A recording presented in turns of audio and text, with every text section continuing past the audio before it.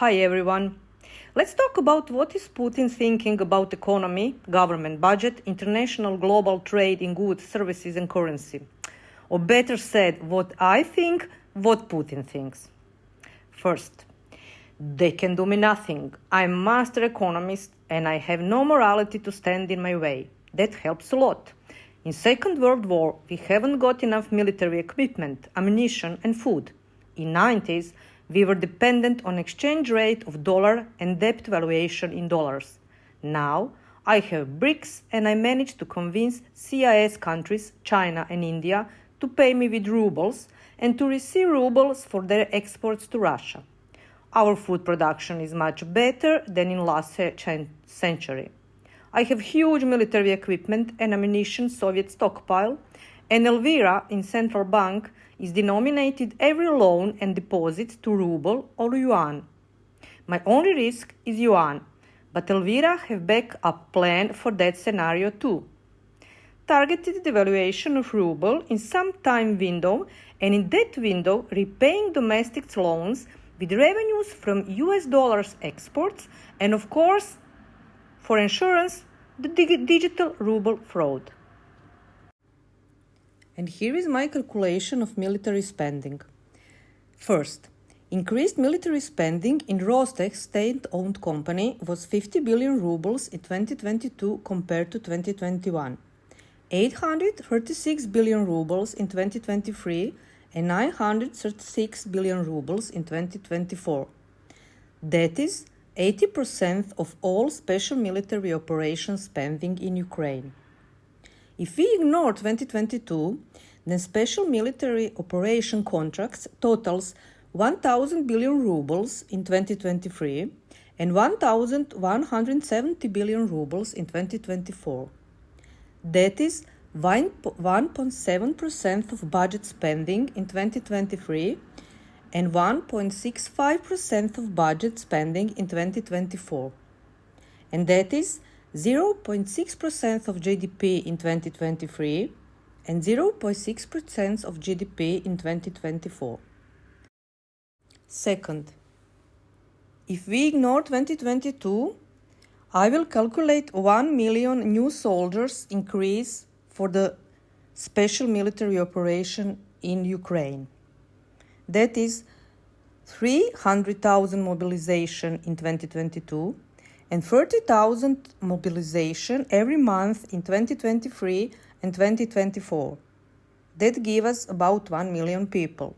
These 1 million soldiers must be paid, and they must be given food and fuel provisions, and some have disability payments, and some have zero frontline high payments.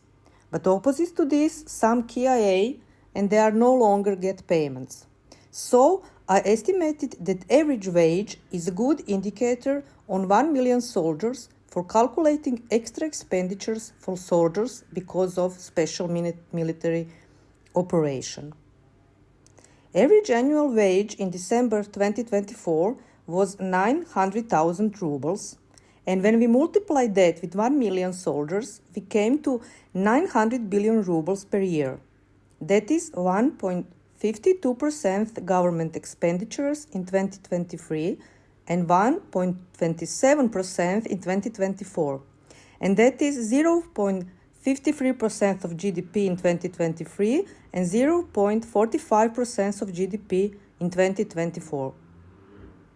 Together, military equipment and ammunition with wages of soldiers for special military operation totaled 3.22% of government spending in 2023 or 1.13% of GDP in 2023 and 2.92% of government spending in 2024 or 1.05% of GDP in 2024. In money terms, spending was 1,900 billion rubles in 2023 and 2,070 billion rubles in 2024. In 2021, defense spending was 7.43% of budget revenues and 2.6% of GDP.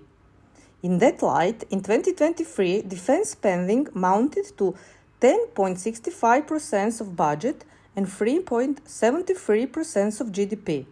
And in 2024, defense spending mounted to 10.35% of budget and 3.65% of GDP. In money terms, on basis of 2021, and keep in mind that is a conservative estimation because this calculation does not include inflation. In total, defense spending was 6,289 billion rubles in 2023 and 7,341 billion rubles in 2024. If we use exchange rate of 90 rubles to $1, then that is equivalent of $70 billion in 2023 and $81.6 billion in 2024. And what about my statement in Minsk regarding 13.5 trillion ruble military spending, or 6.3% of GDP in 2024? You see, I'm a mastermind and master economist. Western governments still believe in everything I say. My citizens still believe in everything I say. In fact, whole world believe in what I say. I was laying ground so I could tell them that I cut military spending in 2025, that government isn't to blame for inflation.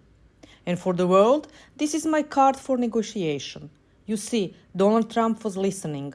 Now he has a card to say that I'm some kind of good guy, anti-war guy, great leader. And soon, if I play it right, he may lift sanctions from Russia. And where I spend the rest of government money? I spend it to keep people satisfied. I subsidize these mortgages for families, and they only pay 5% interest rate. That is lower than in the West. Clever. And I subsidize these agricultural loans, and in that way I can keep low prices of food. And of course, I subsidize gas and fuel, so the Russians have cheaper gas and diesel fuel prices than Americans. You see, I don't need new equipment because I have huge Soviet stockpiles. Shells and Shahed drones production is going very well. And besides that, I have agreement with North Korea to shell supply of at least 4 million and maybe 7 million shells. That is more than double what Ukraine can get from the West. And on top of that, you heard that Donald Trump will not support Ukrainians anymore. And Europeans are weak and incapable of mass production. And you now ask me about oil and gas revenues and prices of oil. Don't be silly. Do you really believe, like all the West, that my revenues are depending on oil prices? You see, they don't. My revenues are in form of mineral extraction tax, and that is dependent on extraction and not on export sales or prices. Companies report extractions to me and pay mineral extraction tax in the same second to the budget. Neat, isn't it? And by the way, I raised taxes for 2025, and I'm hoping to harvest additional 2.9 trillion rubles in budget in 2025. Mineral extraction tax was been about 15% of Ural oil price, and export tax made up the rest of government revenues, and together they can reach 70% of Ural oil price. But then oil companies made the tax maneuvers and exported oil in the member countries of the Customs Union in the Eurasian Economic Union of Russia, Belarus, Kazakhstan, Armenia and Kyrgyzstan that are not subject to export duties. So we in government made a tax maneuver and raised mineral extraction tax from 2015 till now and phased out export duties. Now, government revenues can reach as high as 60% of Ural prices, no matter if oil companies export oil or not. Oil companies produce about 3,900 million barrels annually, or about 530 million metric tons. So you calculate by yourself my guaranteed revenues. 3,900 million barrels at average price of, say, $60 a barrel is $234 billion, and 40% mineral extraction tax revenues for the budget will be $93.6 billion, or 8,705 billion rubles. In average exchange rate of $1 is 93 rubles. And that is not only oil. I also have mineral extraction tax on natural gas, diamonds, gold, nickel, platinum, and all other commodities. Neat. Because oil mineral extraction tax is about 70% of all oil and gas revenues. That means that oil and gas revenues can reach 12,500 billion rubles or more for 2025. And don't forget that oil and tax revenues are denominated in dollars. A stronger ruble reduces their value in ruble terms, adding further strain on the federal budget. So weaker ruble is in government benefit. And that is also one of the obvious things in front of Western governments, and they don't see it. Weak ruble is to benefit government budget, at least in short term. And as everybody knows, all the profits of the state-owned companies are going to the budget too, because they are state-owned companies. But they are making little profit. And I have a backup plan in form of nationalization of private companies, and especially foreign private companies. That is sweet, looted money, and everybody is okay with that. My people love it, because they see me as some kind of Robin Hood. I'm throwing bad oligarchs to the windows and liberating them. I think Donald Trump may throw Elon Musk to some window. His people would adroit him. I told him about that in the last phone call, but he is still thinking about that. Westerners had awkward sense of morale. I already transferred property worth 2.4 trillion rubles or $30 billion to the state. I borrow money from my banks into my treasury, and the central bank that invents money lends it to the banks. This, of course, increases the money supply in the system and causes inflation. But this can be prevented by reducing lending to private companies. Who cares about them? It is important that my state-owned companies get loans and, of course, some citizens for apartments. The interest banks charge me, to the government, is the bank's profit, and then they pay their profits in the form of income tax and dividends back to my state treasury. It's a win-win. NATO countries will never understand that. The greatest economic strategy of this century right in front of their noses, and they don't see it. How will I repay the loans? I have several plans. First, the oil prices can rise and my companies will increase the profits. Second, Trump can lift the sanctions and lend me money. And third, Orban can ensure that my frozen $300 billion and interest are returned to me. Those are my favorite solutions, but I also have backup solutions. First, I stop paying 1 million soldiers and the military industry, and from that money I repay loans a little. And interest, as I have already explained, are not my problem. And what will 1 million soldiers and 100,000 people who lose their jobs in the military industry do? Well, anyway, they should be grateful to me that they are earning well now. In fact, they have been earning well for almost 4 years since 2022. I was just thinking about how long they can still invent money without inflation breaking 40% per year. Elvira will have to exchange all foreign currency loans and deposits currently in yen for domestic ones. Let her try, after all. She came to the well-paid position of governor of the central bank because of me.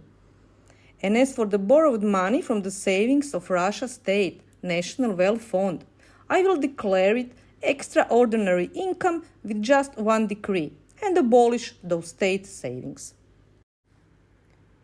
Russians are living good, and Westerners want the same.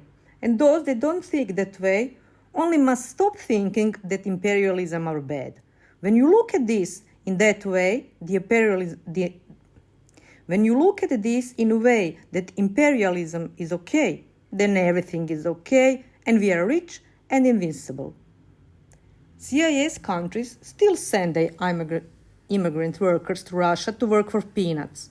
We have between 2 and 7 million of them in every given moment in time. And it is divine how Westerners don't see what is in front of them. Americans and Europeans don't want cheap labor of immigrants.